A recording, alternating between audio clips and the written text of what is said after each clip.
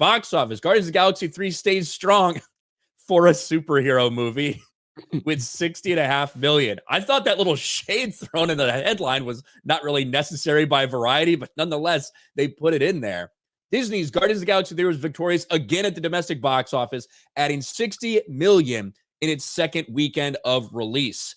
Ticket sales dropped by 49%, marking an impressive hold, at least for a superhero movie.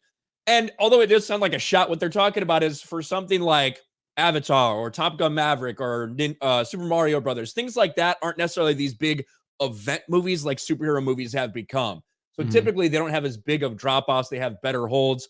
What we've seen for the MCU lately has been disastrous drop-offs, 68, 70%. And people weren't expecting something like this for Marvel's Guardians of the Galaxy 3. They were expecting a little more than 50%. But here you go. You can see Guardians of the Galaxy 3 with a 49% drop-off. Now, there is still a lot of things to consider here. The overall number is still less than Guardians of the Galaxy 2 second weekend, even though it was a better hold. Tracking ahead now globally of Thor Love and Thunder, $520 million worldwide, as opposed to Thor Love and Thunder, which is about $503 million worldwide at the end of its second weekend. So pulling ahead a little bit with the big numbers coming out of China. But really, this tells us that the word of mouth was really good for this movie and that people stayed away opening weekend because maybe they don't trust Marvel anymore. This pretty much tells us exactly what we've been saying about Marvel. Marvel have been putting out consistently bad movies. The audience has rejected those movies in the same capacity versus where they were just 5 years ago or 10 years ago or whatever. And Marvel continued to blame the decline on all these other factors. But ultimately, what Guardians has shown us, and I loved the movie. You guys know I've said this from the beginning. I loved this movie. I like this movie more than 2 and almost as much as 1. And I think 1 is an all-timer. I love 1. So this movie is close to 1. Darkest MCU movie I've seen. But what this tells us is that when you put good stuff out, people will go see it. They will go see it. They will tell their friends. They will talk about it. Good word of mouth is an important thing. It has still suffered because of everything else that's going on with Marvel, because in I don't want to say a perfect world, but in a non-woke world, Guardians 3 would have performed far better than this because the Guardians franchise is beloved. The Guardians franchise is essentially it's the current day Star Wars, because Star Wars isn't Star Wars. You actually have characters that you care about. You have good relationships built within the universe. You have aliens. You have all this stuff going on. You have your relatable kind of whimsical characters. That is kind of what Star Wars should be in under Disney, and it's not. So Guardians is what Star Wars should be. And so people are returning to go see it. I still don't know where it ends up. I mean, I guess my initial prediction that I backed off of after the declining opening weekend, probably around 800 million. I think that's probably where it can land. China has been a huge bump for it, which Ryan's going to get into here in just a minute. No one saw that coming, but this just proves the point that the Marvel Cinematic Universe has struggled.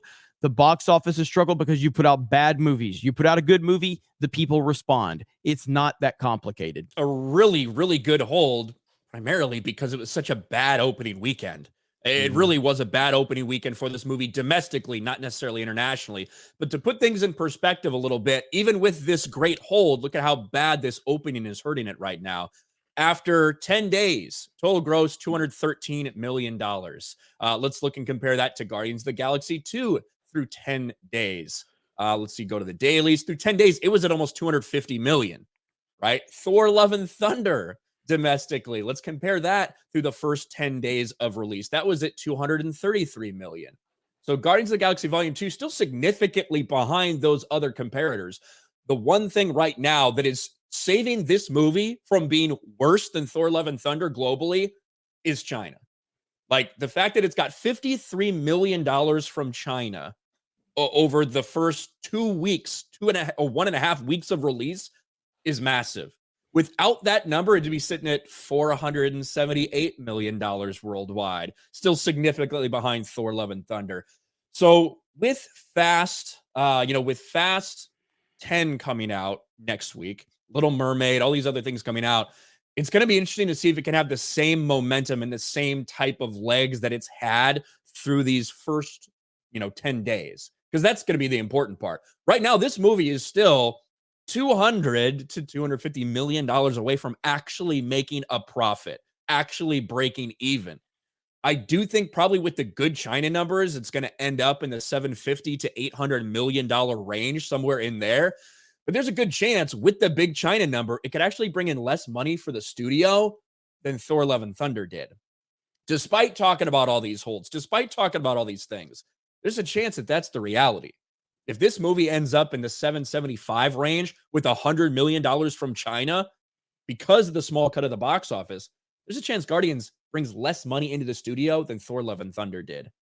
That would not be a good situation for them to be in. Nope, not at all. So again, that's kind of where we're at with it. It is a much stronger hold than I think anybody anticipated for sure. And again, the movie is good. I still am very frustrated with the Marvel Cinematic Universe. I still think that it's trash. I still think the Marvels is in bad shape. But I think that again, like we've seen with Brie Larson films in the MCU, very protected. So it is going to at least have the coming off of the momentum of Guardians, which is the first positive swing for the Marvel Cinematic Universe in quite some time.